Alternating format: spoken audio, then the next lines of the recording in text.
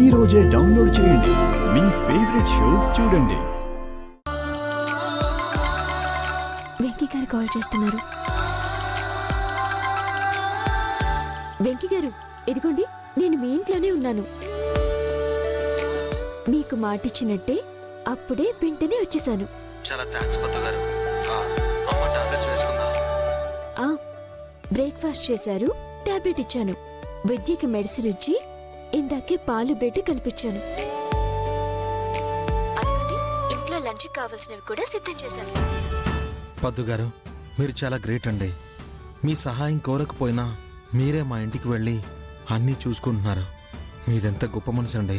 అయ్యో వెంకీ గారు, వెంకీ గారు, ప్లీజ్ అండి. మీరు ఎంత పొగిడినా నేను మీ అంత గొప్పదాన్ని కాను.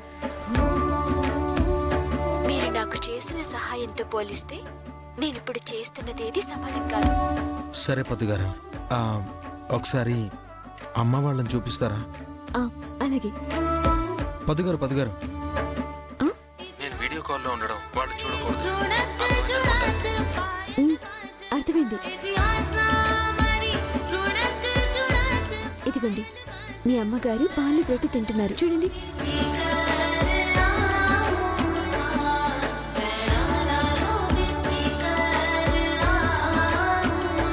అదిగోండి, విద్య ఇప్పుడే బ్రేక్ఫాస్ట్ చేసేసి రెస్ట్ తీసుకుంటోంది. హ్యాపీనా? పద్దు గారు, అమ్మ వాళ్ళ నా పరిస్థితిలో వదిలిపెట్టి నేను వర్క్లోకి వచ్చాను. వాళ్ళు ఎలా ఉన్నారోనని చాలా బాధపడ్డాను. ఇప్పుడు వాళ్ళని చూశాక మనసుకి చాలా రిలాక్స్డ్గా ఉంది. మీరున్నారని ధైర్యం ఉంది. అలాగేనండి, ఉంటాను. ఓకే పద్దు గారు.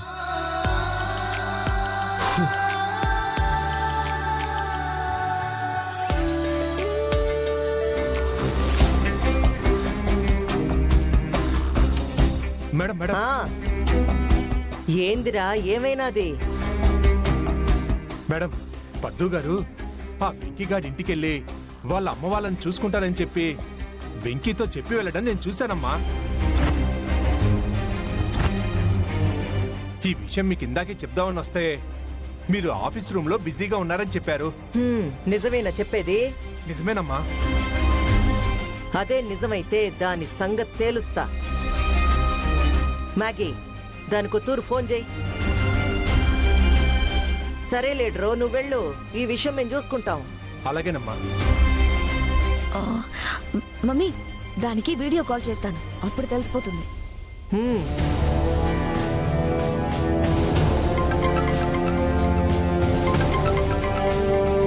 అమ్మో, మ్యాగీ వీడియో కాల్ చేస్తుంది. నేను ఇక్కడికి వచ్చినట్టు కానీ తనకేమైనా తెలిసిపోయిందంటారా? అత్తయ్య, నేను బయటికి వెళ్ళి మాట్లాడతాను. అలాగేనమ్మా.